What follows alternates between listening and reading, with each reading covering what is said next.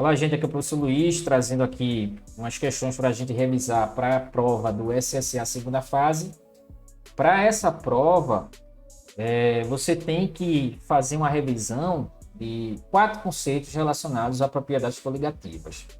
As propriedades coligativas estão descritas em cada uma dessas 4 situações. Então, você vai ter que lembrar da definição de propriedade coligativa, que vai ser aquela propriedade em que eu dependo apenas de um número de partículas, independente da natureza. Então, você tem que lembrar da tonoscopia ou tonometria, que é o abaixamento da pressão de vapor pela adição do soluto não volátil.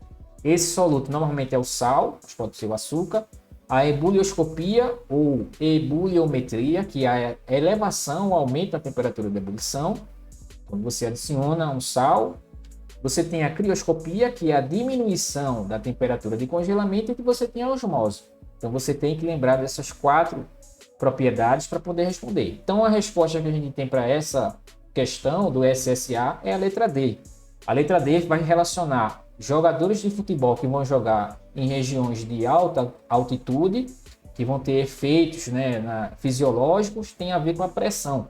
Tá? Então, você vai ter a tonoscopia envolvido aí com essa pressão máxima de vapor. O ovo de galinha imerso em um recipiente com vinagre, após alguns dias, terá seu volume aumentado e subirá à superfície. Isso tem a ver com a osmose, a passagem do solvente pela membrana. A queimadura com calda de doce é mais grave do que a queimadura com água normal, pois a calda se mantém mais tempo no líquido, no estado líquido. Então tem a ver com a ebulioscopia. E, por último, retardar o derretimento de picolé, pois o vendedor de picolé vai adicionar sal a alguns dos picolés que são vendidos. Tem a ver com a crioscopia. Tá? Então, você tem aí essas 4 propriedades para relembrar e fazer a sua provinha.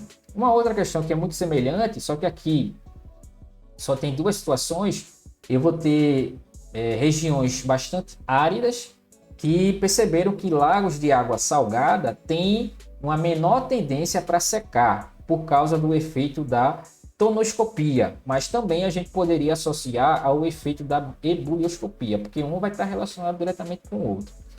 Tá? Então, a tonoscopia, que é a pressão máxima de vapor, vai provocar uma diminuição na volatilidade desse líquido. Então, ele vai ter uma demora maior para poder evaporar, que é um efeito relacionado também à ebulioscopia, né? Quando você coloca sal na água, vai demorar mais a entrar em ebulição. Então aí a gente poderia ter o gabarito e a letra A, mas a gente poderia também ter a letra C.